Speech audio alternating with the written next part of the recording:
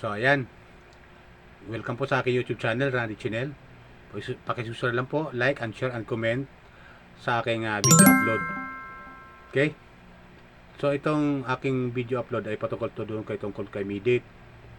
Meron kasi ako napanood sa isang video upload na may nag-comment na yung iba daw na supporter ni Midit, mga sponsor, ayon doon sa napanood ko, di umano ay nagsialisa na raw yung iba at naghanap ng matutulungan.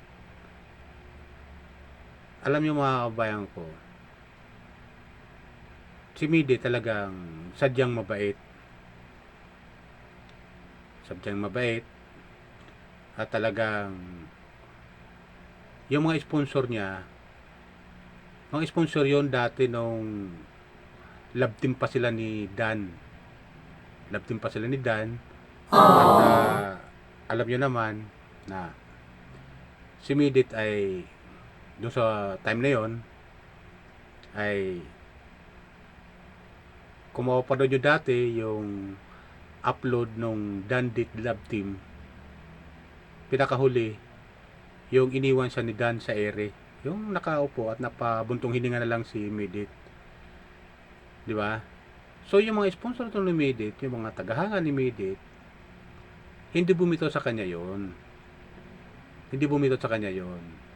Kung yung iba naman ay bumitaw ngayon, ayon sa napanood kong video upload, kung may bumitaw man, deserve nila yon na bumitaw sila kay Midit. Nasa kanila yon. Kung ano yun, parang ano to, yung karapatan nila yon na bumitaw kay Midit. Karapatan nila yon. Pero ang masabi lang natin na sana ipagpatuloy lang natin yung pagsuporta kay Midit bilang mga tagahanga ni Midit, kapwa ko viewers, at supporter din ng Kalingap. Kasi lahat naman nanonood din kay Midit, mga viewers din ng Kalingap eh. Hindi mawawala yun eh, hindi maalis sa kanila yun. So, ang sa akin lang, wag naman nating hayaan na makipag-away sila o mag-away ang Kalingap at supporter ni Midit. Kasi lahat naman ng supporter ni Midit nanonood din sa Kalingap. Hindi natin may tatanggi yun. Hindi natin matatanggi yun. Yung iba, hindi nanonood kay sa Kalingap dahil nagtatampo nga doon sa pangyayari na nawala na nga yung Dandit Love Team. Pero karapatan nila yon na hindi manood rin sa Kalingap. Hindi natin sila mapipilit. Pero ang totoo niyan, yung iba nanonood yan. Nanonood yan kay Midit. At tagahanga ni Midit. Di ba? Kapwa viewers, subscriber. Hindi mawawala yun eh. Normal yun. Na may mga taong na kumbaga sa pagkain eh, iba ang panlasa, hanap talaga ng karapat dapat na pwede lang kainin. So, ganoon din yung ganoon din sa panonood natin, sa mga hinahanga natin mga charity vlogger. Si Midit, alam niyo mga kabayan ko, hindi siya yung nakikipag-away. Hindi siya yung naninira. May mga naninira doon kay Midit, yung mga taga-suporta rin sa Kalingap. Yung ayaw kay Midit. Yun ang mga naninira doon. Pero sa iba naman, ay okay lang. Part yun ng love team. Part ng love team yun na ganon. Di ba? Part yun ng love team eh. Kaya yung iba, kung hindi man nanonood na sa Kalingap, hindi natin sila mapipilit. Pero yung iba naman, nanonood pa rin sa Kalingap. Mga taga-suporta rin ng Kalingap, nanonood kay Midit. Kasi hindi natin may pagkakala. Si Midit ay dating Kalingap. Dating love team. Nakilala natin si Midit sa pamamagitan ng Kalingap. At yun nga, kay Kalingap Rab. Diba? Shoutout pala sa mga taga-Kalingap ha. Shoutout sa inyo lahat. Mga kapag viewers, shoutout sa inyo. Lalo yung mga OFW natin dyan sa abroad, mga tagahanga ni Midit. At mga hanggang ngayon naniniwala na sinusuportahan pa rin nila si Midit, di ba? Kahit wala na sa Kalingap.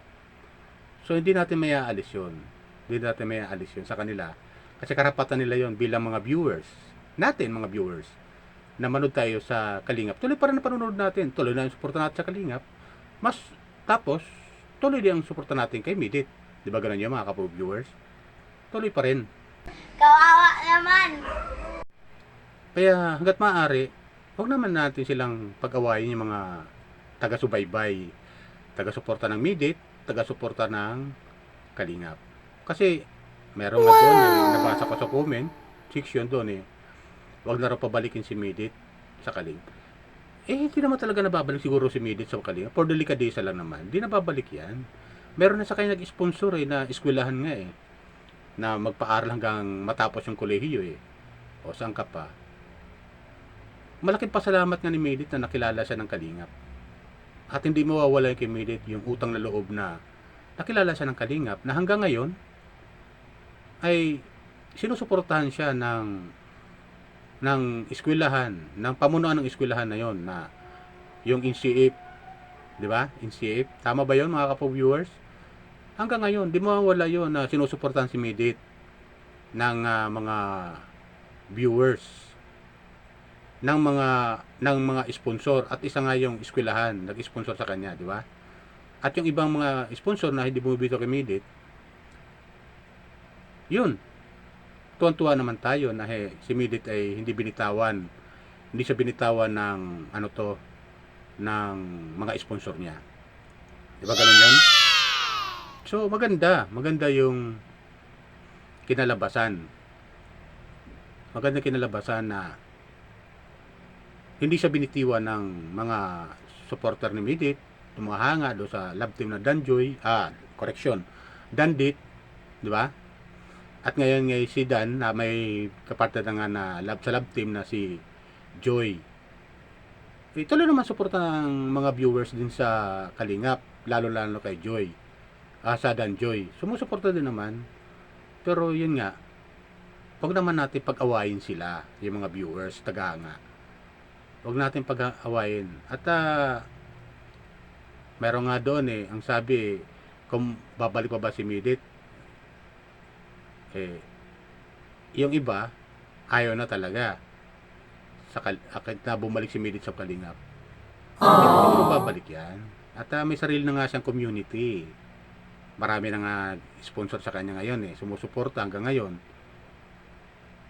Kung may yung mga sponsor na ibang umalis na dating nag-sponsor kay Midit, naghahanap nga ng ibang matutulungan, deserve nila yon na maghanap talaga sila ng matutulungan.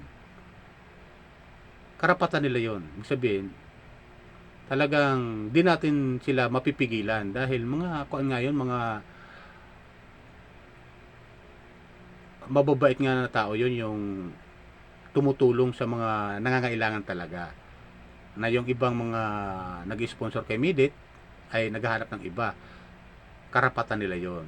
Naghahanap talaga sila ng taong matutulungan. Yes! Di ba? Kapaw viewers, naghahanap yun. Karapatan nila yun na maghanap talaga ng iba.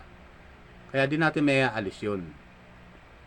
Na ang karapatan nila bilang mga sponsor at sumusuporta na kay Midit at naghanap ng iba, di natin may aalis yun. Kaya tuloy lang tayo, mga kapaw viewers. Tuloy lang tayo sa panonood kay Midit.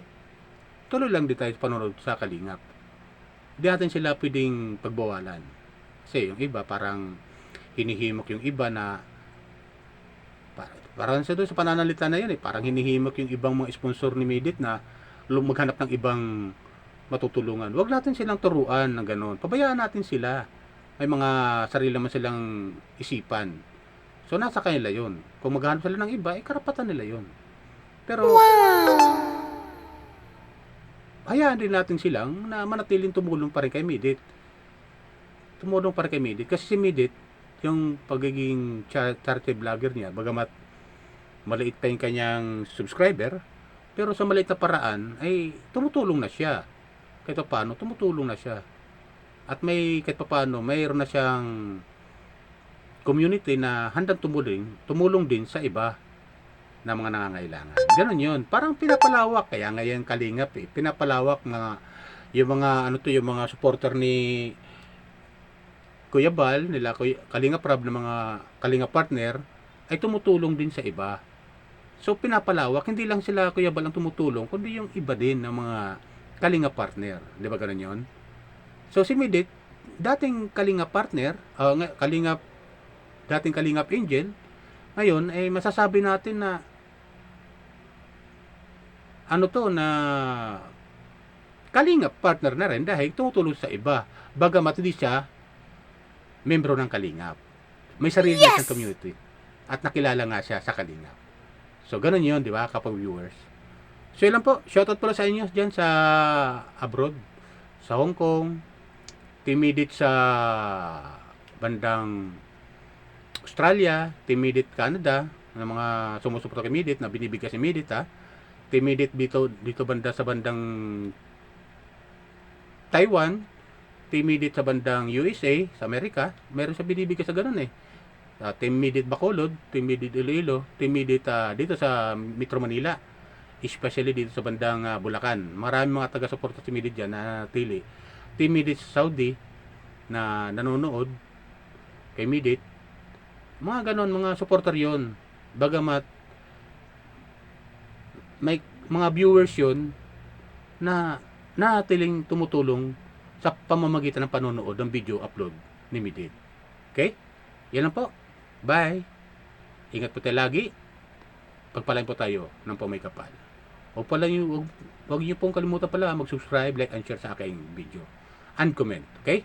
Yan lang po. Bye.